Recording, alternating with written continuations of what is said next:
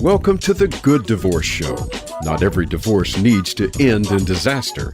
It's time to see divorce in another perspective. Here to help with that is your host, Karen McNinney. Hello. Thank you so much for joining me today. I am excited to be in conversation with Sarah Armstrong. And I got to just say as a preface, when my truth came to mind that I was going to be leaving my marriage, our marriage was complete. And I literally walked into a Barnes and Noble and I looked through all of the bookshelf on divorce. And there was not much there that was inspiring to me 12, 13 years ago. And what I wanted was a guidebook. It's not just how to get divorced. It's how am I going to be divorced? What are the logistics, the little micro moments that happen every day? Thought that's the book I need. And then I thought, well, maybe someday I'll have to write it. Well, thank goodness Sarah Armstrong came along and has taken me off the hook and has written the book herself, The Mom's Guide to a Good Divorce, What to Think Through When Children Are Involved. When she is not busy being an advocate for the good divorce, she is also very involved and vice president of global marketing operations at Google. The proud mama of Grace, who was 7 years old when Sarah divorced. But this fall, Grace will enter her junior year in college and is doing very well, very successful. Sarah continues to act as mentor to other women and families. Sarah is a mentor to other women as well as men, and a longtime volunteer at various nonprofit organizations, including the Jack and Jill Late Stage Cancer Foundation, Georgetown Alumni Admissions Program, and soup kitchens. And she loves traveling the world and has been fortunate to visit more than 55 countries. She also enjoys exploring new cities with her daughter whenever possible and is currently, we find her this morning in San Francisco. Hello, Sarah Armstrong. Hello, Karen. So great to be with you today. Yes, we are kindred spirits in our pursuit. Even just putting these two words together, good divorce, makes people kind of raise their eyebrows and go, what? Exactly. Does that mean you want everyone to go out and get divorced? Not at all. Not at all. And I actually like to start by saying I'm not an advocate for divorce. I actually think that couples that get married should stay happily together for the long term. That is the goal when you get married, but unfortunately, that's not always the case. And these days, divorce is more common than ever. And one of the things that I've reflected on over the years is, no one gets married to get divorced, right? And generally, no one's getting divorced for positive reasons. There's been some reason that has led you to that decision.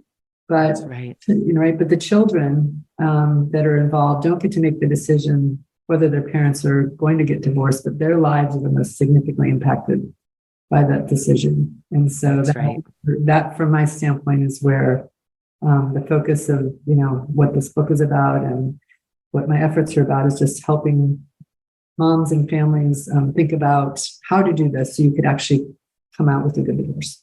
That's right.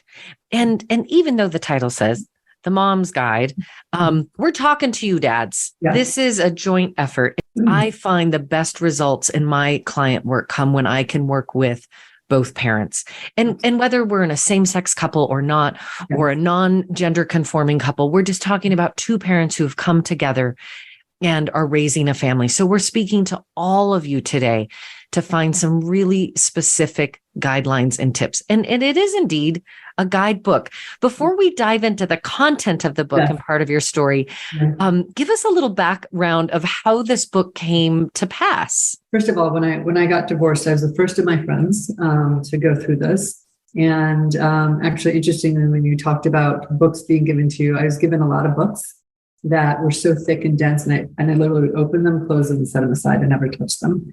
And over the years after I got divorced, I had a number of friends that then wanted to potentially explore that. And so we sat down and they said, would you help me to think about this because you have such a good divorce? And so I would help them through their process. Again, not being an advocate for them doing it. They had to have come and said, I've decided this, and then I would help them. And at the end, they all said, you should really write this down. And I thought, well, I'm not a writer. Actually, Grace, my daughter, is really the beautiful writer in the family. So I said, oh, I'm not a writer. Well, I was at a business dinner in Mexico City with a group of colleagues, and a good friend and colleague of mine turned to me and he said, Sarah, you're so happy. And I said, yeah, I'm really happy. He said, but you're divorced. And I looked at him, I go, Solomon, getting divorced is not a death sentence. I said, my ex-husband and I decided to no longer be married to each other. Like, I'm happy, Grace is happy, my ex-husband's happy. I said, we're all happy. And I mentioned that, some people my friends had been encouraging me to write down the guidance. And he said, you really should. So the next morning, I was flying out of Mexico City and I opened up my laptop. And the first line I wrote was, this book is written by a girl who never ever thought she would get a divorce, who got a divorce, and what she learned along the way. Yeah. Well, thank goodness there was a moment in Mexico to stir and bring this to the page. Yes. And it's not a death sentence. Listeners, we're here to tell you, the irony is that generally speaking, we get divorced to improve the relationship of the parents. That is why if you want it to get worse, just stay in your crappy marriage. Wow. That's so true. That is so true. And there's not enough conversation, Karen, in society about the topic of a good divorce, and like the fact that, the choice to put your children in a healthier environment, which is what a good divorce is all about. That's right. Is the goal. That is the goal of this whole thing. And to your point, if you two can't coexist within one household, there are ways to coexist or to exist in different households, to co-parent together, and to have both you and your children all live the healthiest, happiest life possible. Very vibrant. Wonderful. Very vibrant. Absolutely. Yes, yes. And we are always highlighting and inviting people to come on the show and tell those stories. And it's very exciting when we have couples who are no longer married, but very much still in relationship. Because if you share kids, the family's not ending. You're just renovating. Absolutely. Yeah, it's a new structure. It's a new structure. Yeah. And it's interesting, Karen, because Grace is the one that coined the term good divorce. Oh. So we were standing at a CVS about to check out, and there was a People magazine on the newsstand by the checkout, and it has celebrity couple on there that was getting a divorce. And she said to me, Mom, is this a good divorce or a bad divorce? What an interesting question from a child. At age 7. And I said, Grace, I don't know. The difference between a good divorce and a bad divorce? She goes, well, good divorce is when the mommy and daddy are nice to each other, like you and daddy. And the bad divorce is when they scream and yell at each other. Mm-hmm. And I said, well, Grace, it's hard to tell from a magazine cover what type of divorce that is. But I walked out of the CVS that day, Karen, and I thought, whatever my ex-husband and I would do, in fairness, we got divorced when she was 7. This is a year later. So she was 8. I said, whatever we're doing, and I was having this conversation with myself, we need to keep doing it, because that she could use that phrase and explain what it meant to her, said that we were on the right path. Absolutely. So it was a very poignant moment for me. And I'm guessing whoever was on the front cover of that magazine, the story was about some dirty, nasty, terrible divorce, because we all know if it bleeds, it leads. And this is part of the language that we're trying to change in the narrative, because through media, through television, through film, the primary story that we get is that divorce is destructive. And it does not have to be that way. So one family at a time, we are shifting into a different kind of consciousness. So thank you, Grace, for recognizing as a young child, there is a difference between a good divorce and a bad divorce. And you get to choose, listeners. You actually get to choose and design your life from that decision-making point. But just the decision itself. And anyone out there who thinks, they're just taking the easy way out. Well, they haven't really thought that, they just want to move. No. Most of us who are on the post-divorce journey will say it is one of the most difficult, and you resist the decision for much longer than probably we should. Most of us stay too long, and we do more harm to the family unit. I'm wondering if you would be willing to talk a little bit about that early decision-making and announcing and really coming to terms with this part of your story. Yeah. Well, I think it's interesting. I will definitely reflect on that. But one of the things that struck me as I was thinking through this over the years was, when a couple gets divorced and the children involved, the stakes are so high, Yes. and I wanted to make sure that Grace wasn't collateral damage in this. So even though, we had decided to no longer be married, the commitment we've made to Grace was that we were going to bring her up in a healthy, happy environments, and I kind of joke, we covered the plugs when she was young. We put bike helmet on her, we fed her organic milk. We do these things for our children to keep them to keep them safe and happy and to and healthy. invest healthy, right? Yeah. But the toxicity that can come from a divorce can have such long-term impact in terms of children's approach to relationships, their view on marriage, and their overall happiness in life. And so I really felt, and as we were going down this path, that it was a responsibility we had to take co-parenting seriously with the intent of having a good divorce. So literally starting the process saying, I want to do it differently. And I should say, Karen, my parents are amazing. They just celebrated their 55th wedding anniversary. And just such a true picture of partnership. But I had grown up seeing a number of their friends have very, very ugly divorces. My mental model as an individual was the ugly divorce. Okay, so I had to really stop and reflect on what was this going to be for us, and how were we going to go down this path to be different than what I had observed as a child. And so that was really a very conscious effort. And I do think it starts with the mindset and an approach that, you're going to set aside the personal feelings you have for the other person and really focus on what was best for Grace. And so that's what my ex-husband and I talked about. And I said, I do think there's a way to do this where we can all be happy on the other end of this, and let's figure that out.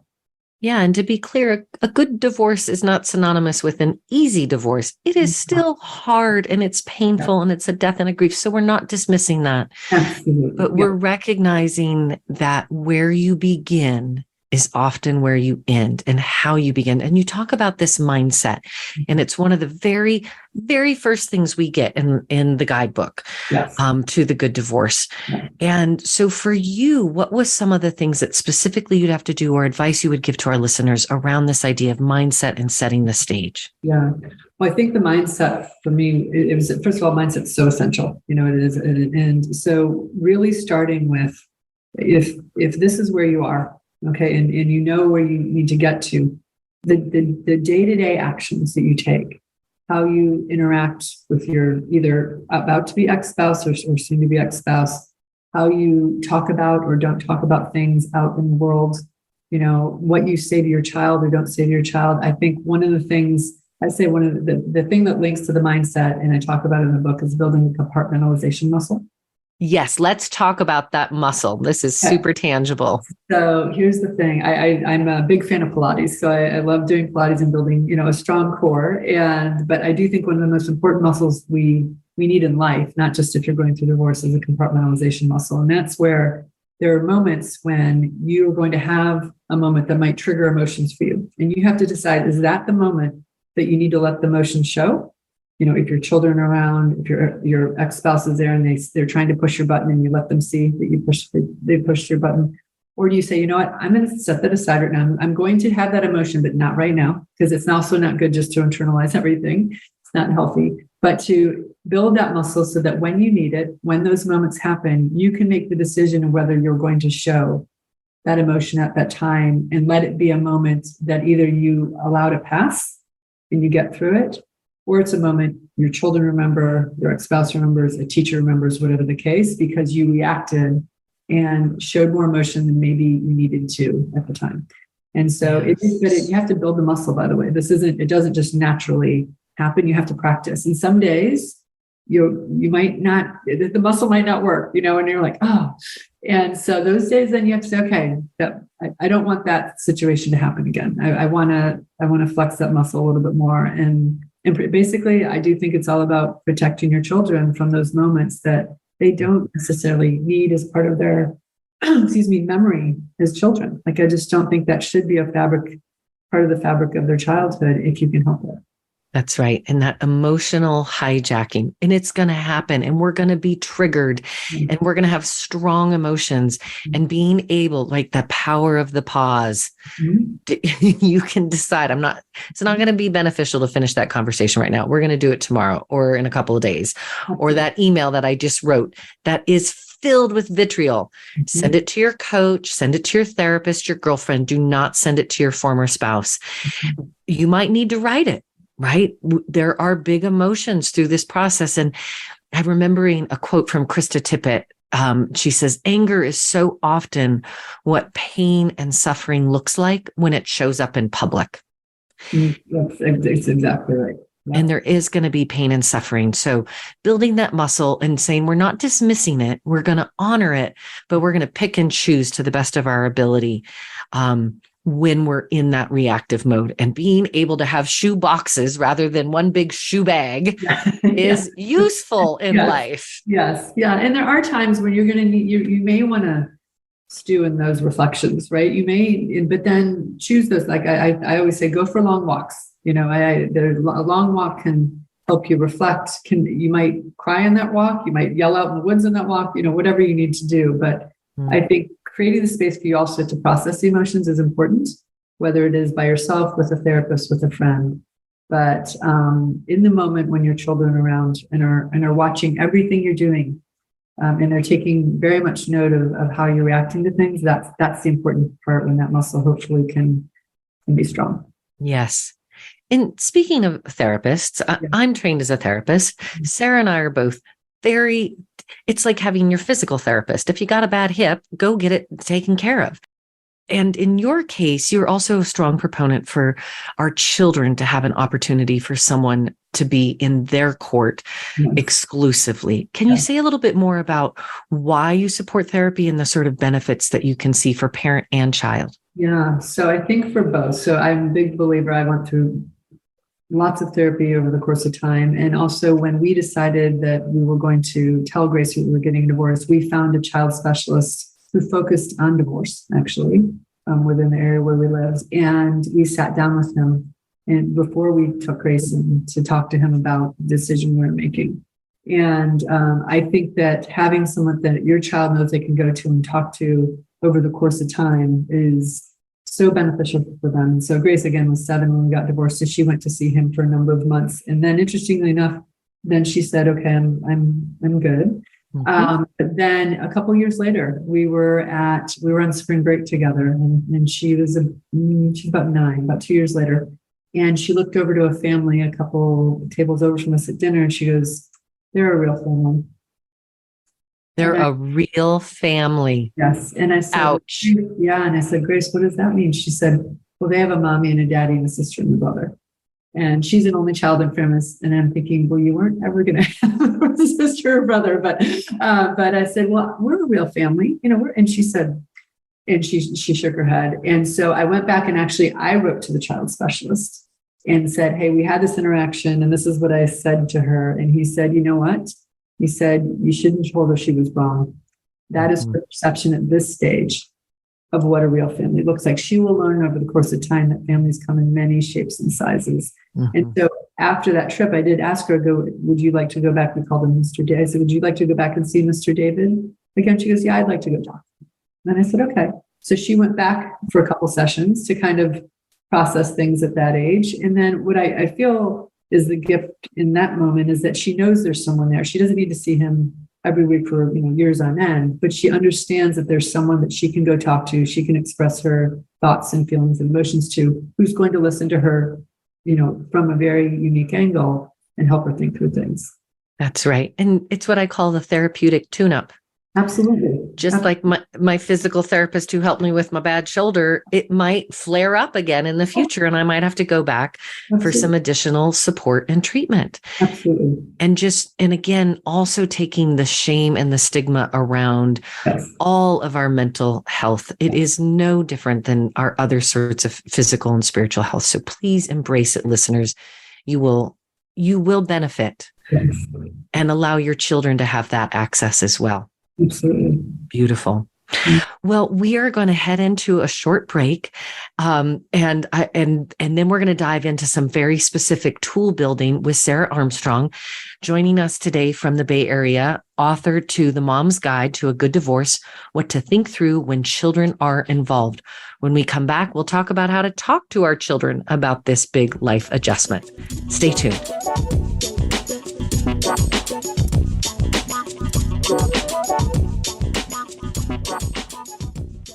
Before you call the lawyer, call the Good Divorce Coach. Give your family the gift of working with a certified divorce coach, a co-parenting specialist, and a mediator.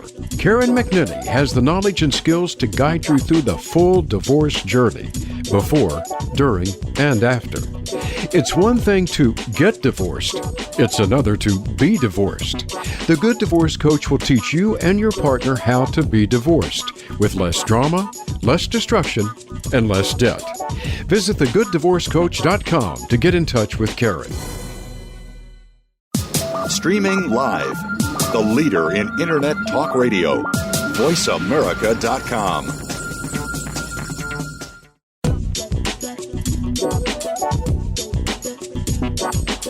Welcome back to the Good Divorce Show with Karen McNinney. Have a question for Karen or her guests? Join us on the show at 866-472-5788. That's 866-472-5788. Now, back to the show with Karen. Welcome back. If you're just joining us, we are continuing our rich conversation with Sarah Armstrong. She is the author and proponent of The Mom's Guide to a Good Divorce, What to Think Through When Children Are Involved. This is a beautiful guidebook that will give you very tangible tools as you build out your own good divorce. Sarah is here also on the other side of her own good divorce. Daughter Grace was 7 when the separation and divorce took place. She is now in college. So you have gone through all of these different stages, and we want to hear more about what built your good divorce. Welcome back to the show, Sarah. Thank you so much for having me, Karen. So great to be here. Do you remember that indelible moment in the conversation we all want to avoid? We don't want to tell our children this truth. And so some of us are probably pretty unskilled at it. We don't even rehearse. We don't think about it. I have lots of clients who just call and say, Karen, we have to tell our kids. I'm like, well, that's not the first thing you're going to do. You have a lot of other things to do before that conversation, including getting really clear about what, where, when, which is one of the chapters in the guidebook. Determine how, when, where, what to tell your children. What advice do you have for us, Sarah? Yeah, well, I think it does start with, the right timing of telling your child, like both in terms of the time of year, where are they in their life, and are trying to avoid holidays or close to their birthday or things, because it is a moment they will always reflect on. That's right. It is a day that they will never forget. And so making sure just from a timing standpoint, it's going to be a day that can stand on its own and isn't associated with another special time you want them to be celebrating is an important piece. I think also where you do it, in a comfortable place that they feel comfortable in, where depending on the emotion that they choose to show in that moment, that they can have that moment. And, so I think that's always important. And then, how you and your ex-spouse are you doing it together? Are you doing it individually? We chose to do it together and tell Grace together in our home. And then interesting thing is, depending on the age of the child, the reaction you're going to get is potentially very different. I mean, Grace was 7. So once we told her that this decision had been made and what we're going to do, and actually the therapist that we had gone to see prior to get some counsel on this said, she's going to process, but you might not get the full reaction right away. And so she kind of listened to us, and then she goes, can I go upstairs and play now? Like she wanted to kind of take the information and go process for herself. So I think depending on the child in the moment, you have to be prepared for various scenarios that could unfold in terms of the reaction, but allowing them to be in a place where whatever that reaction, that they can process it and be in a comfortable spot, I think is so important. Absolutely. In this thoughtfulness of graduation and holidays, but then also what time during the week? Are we headed into a weekend where they have time? Is it right before bed? Probably not. Right. Is it right before they leave for the birthday party? No, and you'd be amazed how we underestimate the importance of this announcement. It is an indelible moment. Okay. And even if you have children who are of different ages, I recently worked with a client and they have a 15-year-old and an 8-year-old. Those are going to need very different things. Absolutely. And so they chose to first take their older child and have one-on-one time with them. Yeah. That would be an age-appropriate conversation. And then big brother joined little brother when they shared it together so they would have the support. But knowing that different questions are going to come up, I also remind clients answer the question being asked. don't start filling in all of the adult issues that you're dealing with, and don't burden your children with those adult problems. Yes. Yeah. I don't think that kids need to know a lot of those details. I don't think they're prepared emotionally to know potentially the details that you might feel you need to share. And another important part of it, Karen, is building that support network around your children in advance of them knowing. So let's unpack that, because I think this is often forgotten. And we talk about the galaxy of support that surrounds your child, which includes grandparents, neighbors, auntie, uncles, parents of their bestie friends, teachers, counselors. How would you go about, and what do you share? Because most of them are like, I don't want to send out a press release. No, I know. I think it's such a delicate thing, but I think identifying that core crew that you want them to be there for your children, and then sharing with them the decision that's been made and what you're telling your child about the divorce, so they know the messaging that you're using. And so they're not speculating or trying to build on. It's just like, this is what has been shared. And I do think, the interesting thing for us, Grace was the first of her age group and her friends to have parents getting divorced.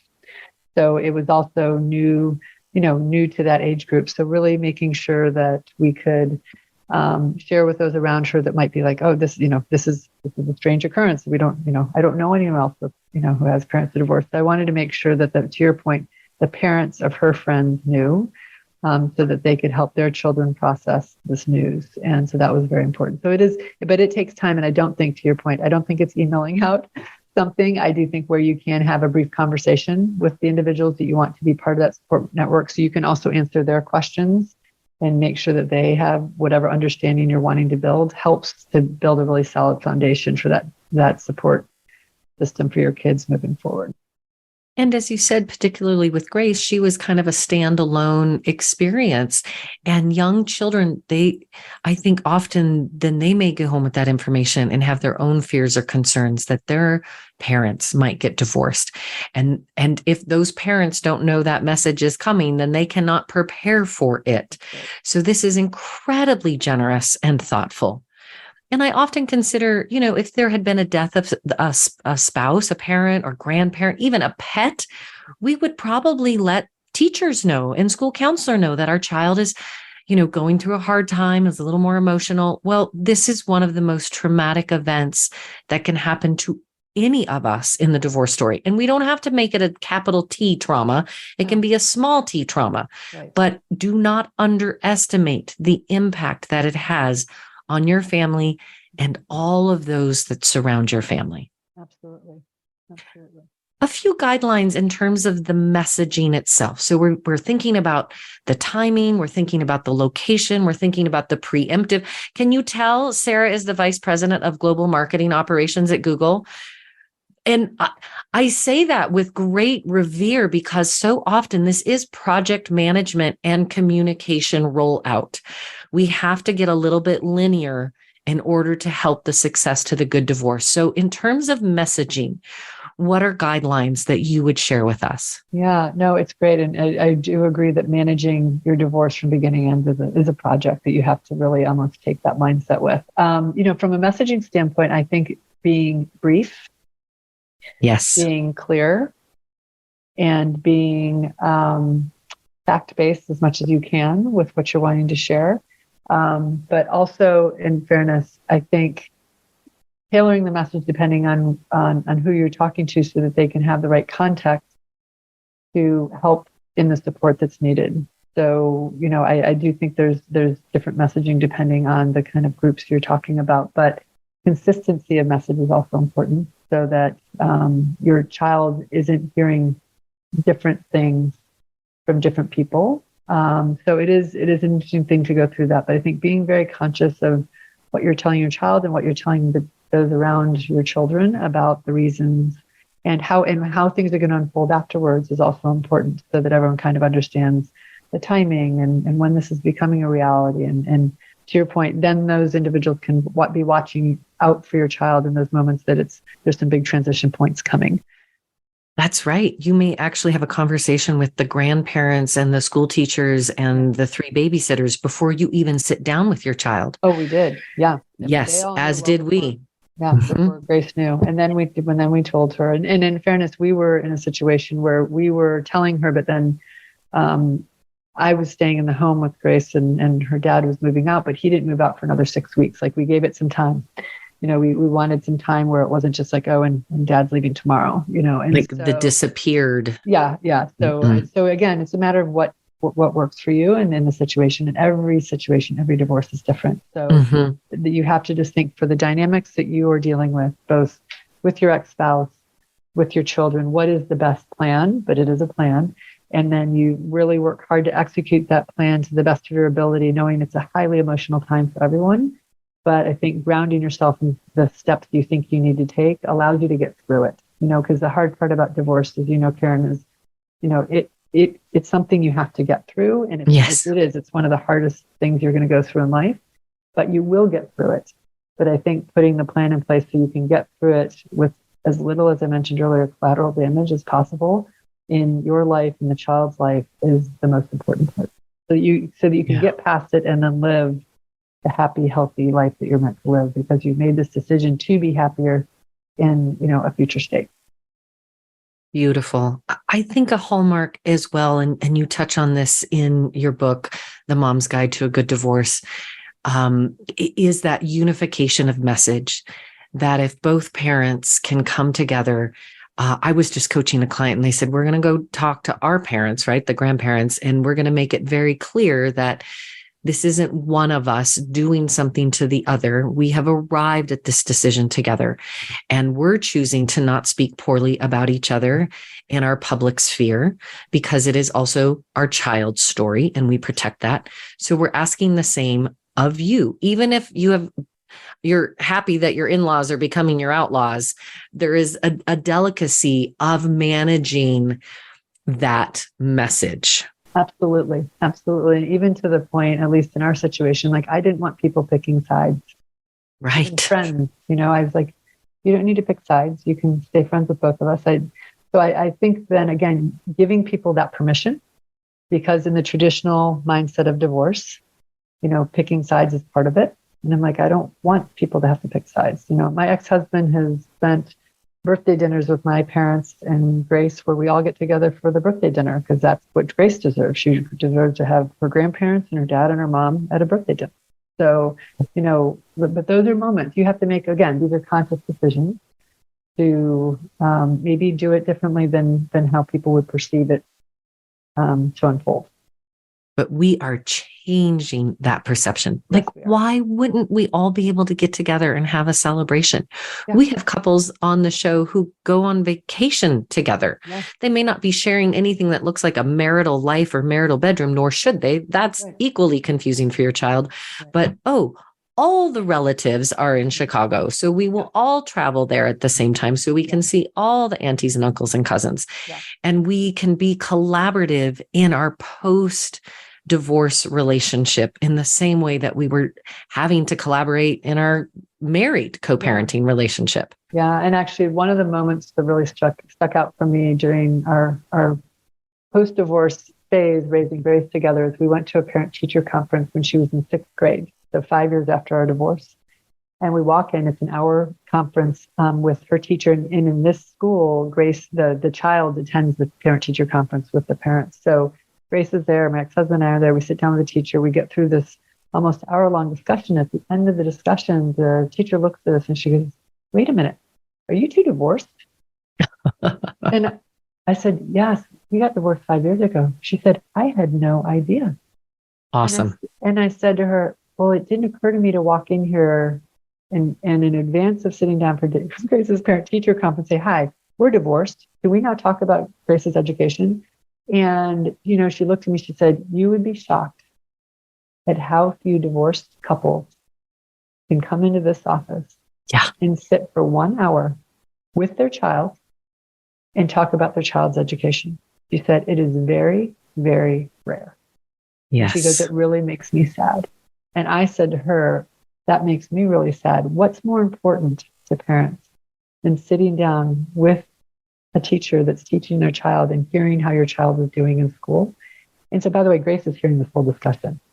Yes. And I said, that just makes me sad. I would like to think that parents could set aside, again, going back to our, the definition of a good divorce, set aside the emotions for each other and put their child first and say, what's important right now is to go learn about, the education. Otherwise, by the way, those kids in divorce have to go to 2 parent-teacher conferences. The teacher has to do 2 parent-teacher conferences for the one family. It's like, why does that have to happen? Now I will say, Karen, there are instances where people are not able to be in the same physical space together, and I want to recognize that in those instances, respectfully, that's then what should happen. But those should be the exception, not the rule. I couldn't agree more. And the fact that this teacher said how rare it was really just struck me as, wow, we're still there. That's how people think they have to act. It's how they think they have to act, right? Like we're not supposed to carry on. We're supposed to be enemies. And I know when I sat in this truth, I'm like, I cannot be enemies with the father of my children. Yeah. And he is a beautiful human and a wonderful father. I just can no longer be married to him inside the same home. Yeah. But we can renovate the family so that we can still continue to parent and become better versions of ourselves, which Absolutely. I think, as you said, you're happy. You can be happily divorced. You don't have to stay miserable. No, it's interesting, Karen. I had someone in the not too distant past said to me that I make divorce look too good. Oh, yeah, a little divorce envy. Yeah, and I was like, oh, I said, I'm just trying to live a really happy life. Right. The fact that I'm divorced is, an action that was taken almost 14 years ago. And yes, it's part of my history, but I don't think it defines, who I am or who Grace is and what her life needs to look like because that action was taken. Yes. And you really make that distinction in your writing. Divorce doesn't have to be an identity. It's a verb. It's a thing we did. Yes. I got a driver's license. I got a divorce. Yes. I got a new dog. These are actions I've taken and they impact my life, but they are not the defining beginning and end of who I am. Not at all. Not at all. But I did have a funny moment recently where I went to the dentist and on the form, they asked for status and it said single, married, divorced, and other. And I said, why does my dentist need to know that I'm divorced? I ask this all the time. It comes up all the time on forms. I'm like, I know. Why does it matter? I'm either single, you're either single or married as far as I can tell. So I was like, I said, interesting. And so, but it's those moments. There's little micro moments of life where there's a label, right. that people want to give you. And, it is again, part of my history, but I don't think it needs to be the front and center. You don't need to wear it every day. Mm-hmm. Well, going back to this conversation with the kids, one of the big questions that I think the kids come up with is, well, it's why. And can we just remind all of our listeners that if you're getting asked, why are you getting divorced? I'm sorry. And if you're a family member, like this is an impossible question to answer. It's private. It's precious. I never ask it on the show. And it's not the right thing, but our children sometimes are going to ask the why. Do you have some thoughts about how we can help them understand through a child perspective of how 2 adults came to this courageous decision and to navigate the worst question ever? Why are you getting divorced? Yeah. I mean, I think it's for you and your ex-spouse to think about what framing you want to put against that answer, depending on the situation at hand. And what I generally say is, less is more for your children. That's right. Depending on the age, they don't need to know all the details because there generally are some details of some form or fashion that could be shared, but whether they should be shared, I think that's questionable. Mm-hmm. And so I just think it's being very careful about what you 2 want to share at that moment when the why question comes up. And I think I generally say to people, like, focus on where you're wanting to go versus what happened in the past, that you're looking to make changes that make you and your ex-spouse happier. You want to create an environment for your children that is going to be healthy and happy and upbeat and positive and all the things. And there's maybe reasons why right now that's not as possible as it feels, but that's what you're looking ahead to versus reflecting more historically on, that aspect of the why, like looking ahead Looking ahead. Setting the goals for what you think life can look like after this change occurs. Beautiful. The other question that comes up is, are we moving? What's happening to the house? What will my life look like? And you have some really beautiful guidelines in the book around recreating space for our children, and some do's and don'ts around creating these new homes. Yeah, it's interesting because when you decide to have your child live across two households, obviously now in our instance, just to give some context, I was staying in the house, my ex-husband's moving, but we were obviously going to be divvying up a lot of things. And so I talk in my book about minimizing the gaps. Because when child is going to stay in one home for portions of the time, and it's a home that, was put together in a certain way, and when you start having to pull things out of that home, what does that look like and feel like? So I share a story that still sticks with me. We had a long hallway of black and white family photos of both my ex-husband and my family interspersed in these really beautiful frames. And I decided to, again, as part of my project, to have other photos framed. And then one day I sent Grace down the street for a play date. And I took the pictures of my ex-husband and put them in a box for him. And then I put new pictures up and I put it all away. And then about an hour later, Grace came home. And again, I was standing in the kitchen and I heard this little voice from the hallway say, "Hey, Mom." And I go, "What's that, Grace?" She goes, "The wall has changed." And I literally stopped in my tracks, Karen. And I said, "Well, what's changed?" She said, "There are more pictures of me up there. It looks great." And she ran up to her room. Yeah. And what I reflect on is, if I had not taken the time to reframe pictures and put them up there, and just had taken her father's pictures off the wall and left those little hangers interspersed throughout that hallway, Grace would be telling a therapist years from now that my parents got a divorce. My mom took all the pictures of my dad and his family off the wall, and she left those little hangers. Yeah. She removed my father from our family home. Yeah. I even recommend to clients that you should somewhere, again, when appropriate, have photos of the other parent in an appropriate place in the home for the child. Absolutely. So in our house, in Grace's room, we're big into photos. There was a whole wall of family photos in that, and that stayed. That was her room. So it had her dad, her grandparents, her aunt and uncle, like all of those interspersed with my family. And that wall of photos was absolutely there until we moved out of that house when she headed off to college. And so I totally agree that there's space for that. And it's important. That's their family. You don't get to erase that side of the family just because you decided to no longer be married to your ex-spouse. That's right. It's still family, and it is still a family home. What a really tangible tool to think about. And when you are shifting homes, even that subtle time of like, well, she's out of the house in a play date. When the couches become one couch instead of two, the day of transition moving out, I really try to encourage people to find an alternative for the kids, depending on age, and that the homes can be re-nested over that time so that children don't walk in and feel like there was just a robbery in my home and totally agree. All these gaps. Yeah. And especially when they're big gaps, like if there was a piece of art over the living room mantle and that has left, like put a mirror, put something, just leaving that gap is just a very visible representation of their world, a bit being pulled apart.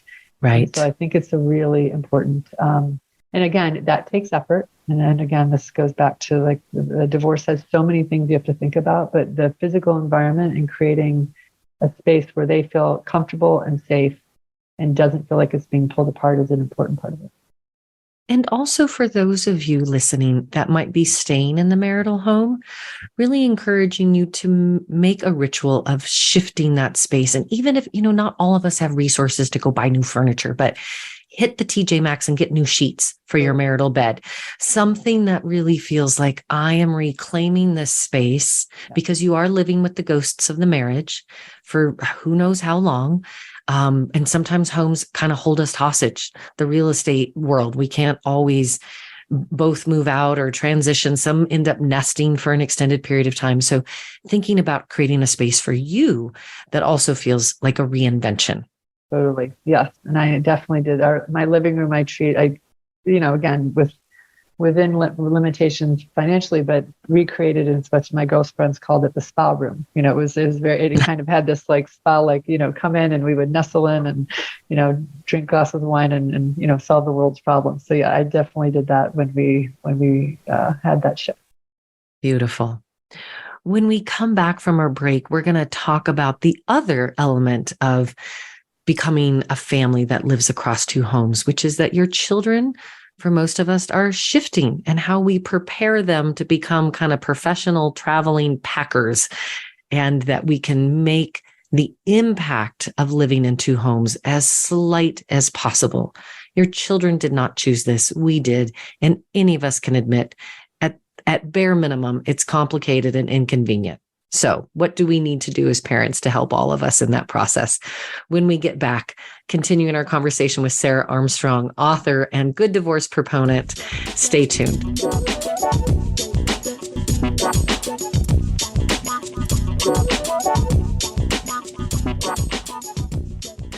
Before you call the lawyer, call the Good Divorce Coach. Give your family the gift of working with a certified divorce coach, a co-parenting specialist, and a mediator. Karen McNinney has the knowledge and skills to guide you through the full divorce journey, before, during, and after. It's one thing to get divorced. It's another to be divorced. The Good Divorce Coach will teach you and your partner how to be divorced with less drama, less destruction, and less debt. Visit thegooddivorcecoach.com to get in touch with Karen. The Internet's #1 talk station. #1 talk station. VoiceAmerica.com.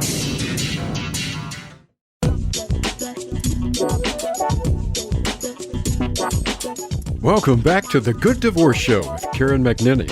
Have a question for Karen or her guests? Join us on the show at 866-472-5788. That's 866-472-5788. Now, back to the show with Karen.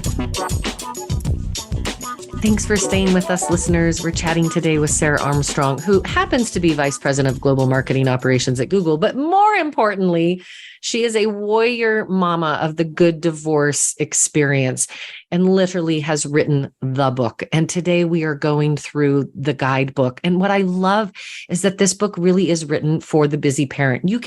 Can you hear me? It's like the wheel of wisdom. Page after page. There's one idea per page. It's very accessible. It takes us before, during, and after the experience. So you might come across things like, think about what makes you feel good, taking care of yourself afterwards, being social, girls' night tradition, the dating scene, how we use social media with our children. There's sections on absent co-parenting, creating the two homes. We're going to talk about that. Allowances, travel, how do we discipline across two homes? And then there's the very practical things about taxes and finances and rebuilding your budget. Again, getting divorced is one micro moment in this whole story. And the legal field, although I don't love that divorce has become illegal, it is first a family event, not a legal event. However, once that part is done, there is a whole other journey for your family. And most of us, as you said early on, Sarah, we don't get married with the intent to get divorced. And we're like, we don't know how to do this. And we're banging around in the dark, making lots of mistakes. Pick up the book and the guidelines. So thank you and welcome back, Sarah, for writing the book. Oh, thank you so much, Karen. So great to be with you. Let's talk about something that I have found in our 12 years of being a family that lives across two homes. Just the complexity of gear and communication and the logistics of being a two-household family. What best practices come to mind? Yeah, well, it's interesting because when we were heading down this path and we went to see that child specialist that I mentioned earlier, it was without Grace, the first discussion, and he looked at me and goes, Sarah, do you travel? And I said, yeah, I travel internationally for my job. And he looked at my ex-husband and says, do you travel? And he said, yeah, I travel domestically. And he said, well, Grace is about to become a professional traveler. She's going to travel every week for the next 11 years until she heads off to college. And Karen and I burst into tears. Yes, the pain of recognizing that moment of bursting into tears that you have now asked your child to become an international business person who is going to have a bag packed to some degree. It is a heartbreaking truth. So how do you make it easier? Right. So I walked out of there that day and I looked at my ex-husband and I said, I want to do everything we can to minimize Grace feeling like she has to pack a bag every week.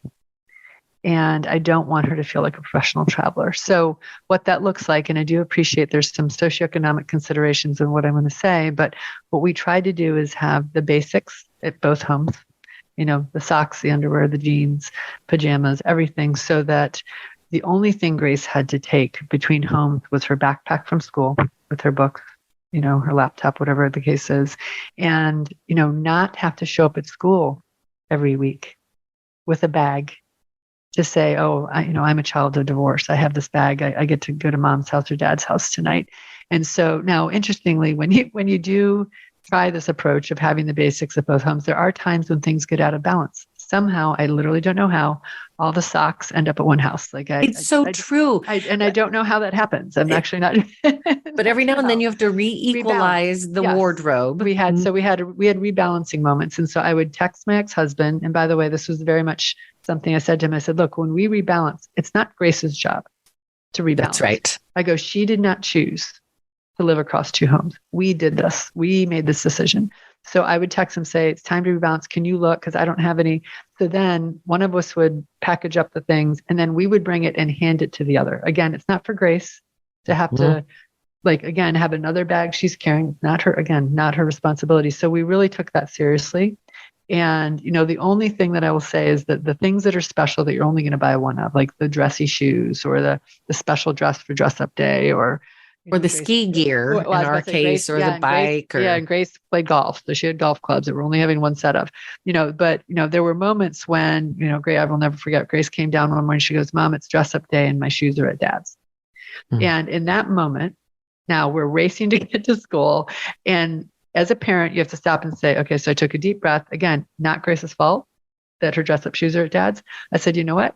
Now, in fairness, in our instance, my ex-husband lived less than 10 minutes away. I said, let's go to Dad's. We'll go get the dress up shoes. But I didn't need to give her a hard time. Like, Grace, why are your shoes, why didn't you think of this beforehand? Yeah. And can't you keep track of all your stuff? And this is an annoyance for. Do not put that on your child, not their responsibility, not their choice. And it is hard to keep track of all your stuff across two households. It really is. It really is. And so I think we did what we could. And I do think it made a difference. But I will tell you one interesting reflection. When Grace was heading off to college, she came home one day from her dad's and she said, Mom, I'm really excited. And I said, what's that? She said, well, I'm calling this the Great Consolidation. Oh, yes. And I said, what does that mean? And she said, well, when I head off to college, it'll be the first time in 11 years that all my stuff is in one place. We just had that same conversation in our household. And all these years later, it still hurt my heart. It hurt my heart. But what I said to Grace, I said, Grace, I have to tell you, you have never once complained about living across two households. Not in 11 years have you said a word. I said, I am so happy that you get to go to college and have all of your stuff in one place. In one place. I go, you so deserve that. And thank you for being so amazing for all these years of going back and forth between Dad and my house. I know that wasn't easy, but she never once complained. She never once said, why do I have to do this? Or I don't like, but that moment for her to be able to articulate the Great Consolidation just showed me that even though she was handling it well, and I use well in air quotes, that you are asking your child to live across two homes, and there are considerations of that. So whatever we can do to minimize that feeling is so important. Absolutely, and I also appreciate the component that you're talking about in terms of the duplicity and trying to make sure that they have what they need. And we always say, well, kids are resilient. Just because they're doing what's required of them doesn't mean that it's easy. Don't take that for granted. No, right. Mm-hmm. And I think they are resilient. They can adjust to a point, but whatever we can do to make that where the adjustment is manageable. Right. And that it's the parents who are shuffling things back and forth. Absolutely. And again, we know it's not always possible, but I do encourage clients to think about proximity when you're considering your relocation plan. It's going to make a difference because there are going to be fancy shoes, instruments, football cleats. Where are they? We need to get them. Can we run over? And if you are in closer proximity, it will be easier for everyone. Real estate doesn't always allow us to do that, but certainly take it under consideration if you can. Absolutely. Totally agree. And in fact, you and your former spouse made an intent that you would stay in the same school district, in the same city for your daughter again. Yeah. And then once she graduated, there was not only the great consolidation, there was the great escape. It was the great escape. Yes. We've all left Atlanta all at once.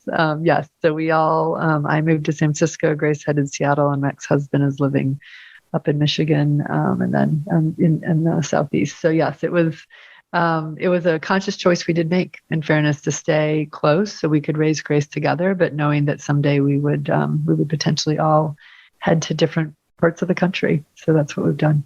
Did you have, and you're still family? Yes, absolutely. And my ex-husband and I did take Grace to college and help her move into her dorm room together. And we actually went out to dinner that night and celebrated launching her, into the world. That was a moment because there was, reflecting on all that had transpired. But we were very proud of her and happy to be able to share that moment with her. And we invited her to dinner, but she wanted to hang out with her new friends, which is rightfully perfect. So I said, okay, well, Dad and I'll go to dinner. So I think it's one of those moments as parents that, of a divorce situation, when you can do that, it's rewarding. And that you and your former spouse can go to dinner and celebrate and have a conversation as two people who, reminding you there was a love story. Absolutely. Right? Grace Absolutely. came from love. There was a connection. And just because it's complete doesn't mean that the family died. Just the marriage is complete. Yeah. Absolutely. Absolutely. Reflecting back again on this idea that the good divorce is not necessarily an easy divorce, and that year of firsts, all the first holidays, those first lonely nights when your child is sleeping somewhere else, help our listeners to better understand how they can navigate that first sort of dreadful year of divorce for many of us. Yeah, I think it's one of the hardest years because, to your point, there were traditions that you either want to maintain and it might not feel right to maintain, or you maintain them and they feel okay, or you try them and they're not they're not going to work. And awkward, hard, uncomfortable. Yeah. And to your point, it could be the birthday, it could be the summer vacation, it could be how holidays are celebrated. So what I recommend is you go through the year first and you do them the best you can, because it is a really hard year. But then from the learnings from a year first, you decide what you want to tweak in the next year. Because there might be things that you're like, okay, that actually worked pretty well. And others you're like, I'm not doing that again. And I will say, admittedly, I think the hardest part of divorce is splitting holidays. And my first Thanksgiving without Grace was really hard. And I was around my family and my nieces and nephews. And I made a decision after that experience that I wasn't going to do holidays without Grace around my family, because it was just felt strange. I mean, she wasn't there, but my nieces and nephews are there. And so I transitioned to a different model. So the holidays I wasn't with her, I went and traveled. I have an amazing companion partner in my life, who I lovingly refer to as my diversion, because we have fun and relax together. But we would make plans. And so that's because I do think you really have to be honest with yourself of what is too, if it's too hard, where you're like, this is taking me into a negative place of, then you need to fix it. And so whatever those are. But I do think you also form new family traditions post-divorce, and finding what those look like. And we used to have a game night with one of my girlfriends who also actually had gone through divorce, and her kids, and we had Monopoly nights with them, and just different things that you might not have done in a different situation that became part of that next phase.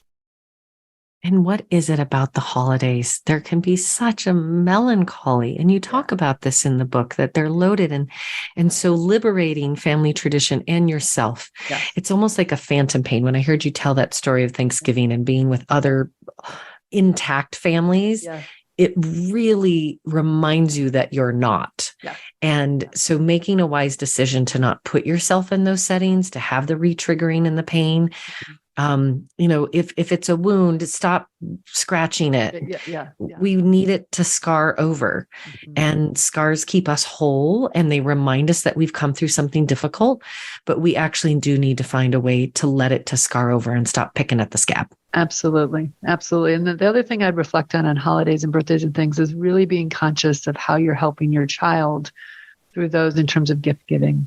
And, let's talk about this. Yeah. Yes, this is a big one. I mean, because there's the who buys the gift for your ex-spouse, who's wrapping the gift for your ex-spouse, how, depending on the age of the child, these are all considerations. So, I really try to be thoughtful about, Grace, what do you want to give to your dad? And okay, well, let's go look for that. Or if for some reason I couldn't, then we had a nanny. I'd be like, could you go out with Grace and grab this? So whether it's yourself, a nanny, a friend, a family member, but allowing your child to know that, giving and receiving gifts is part of certain holidays, that you can help them to still do that and not feel like that's yet another thing that they can't do normally just because you're in a divorce situation.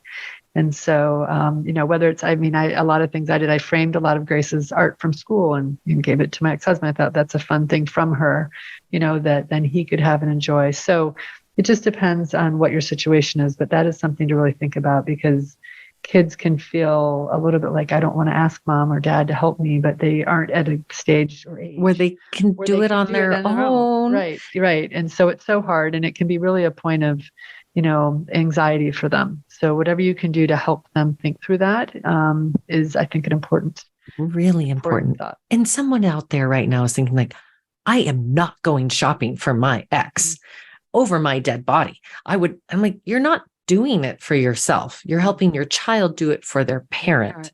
Exactly. And so when Father's Day or Mother's Day comes around, helping to escort the child towards success. And, dirty little confession here. I would call my ex and say, what do you want for Father's Day? And he's like, there's a great set of knives at the hardware store.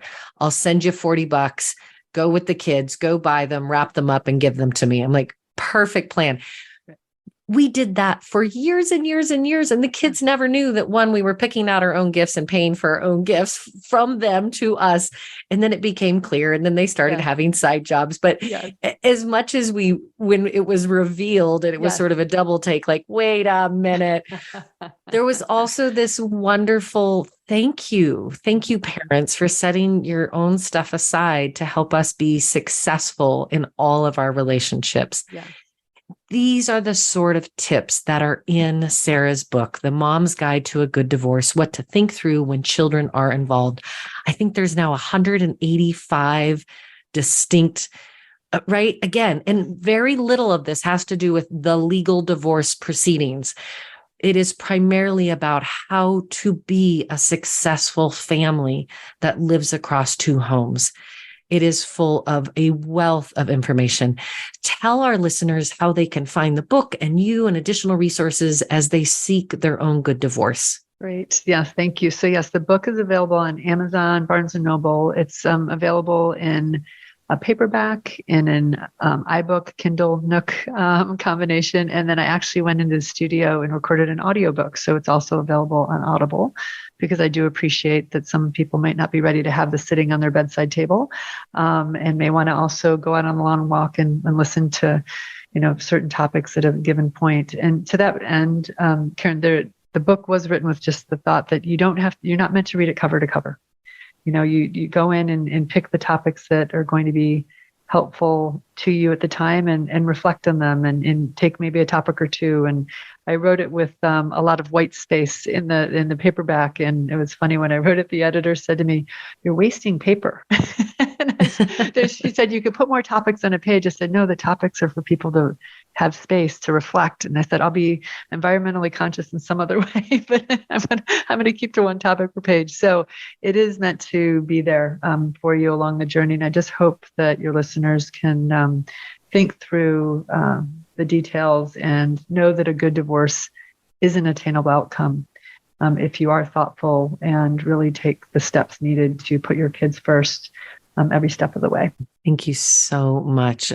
Author and proponent of the good divorce, Sarah Armstrong, sharing her wisdoms today. I do encourage each and every one of you. And if you're not getting divorced, but you know someone who is, go get this book as a gift. And a reminder to all our listeners each and every week, everything will be okay in the end. And if it's not okay, it's not the end. Thanks for listening to today's episode of The Good Divorce Show. We hope today's episode has helped you find a kinder, more sensible, and less expensive path through the divorce journey. Until we talk again, have a beautiful week.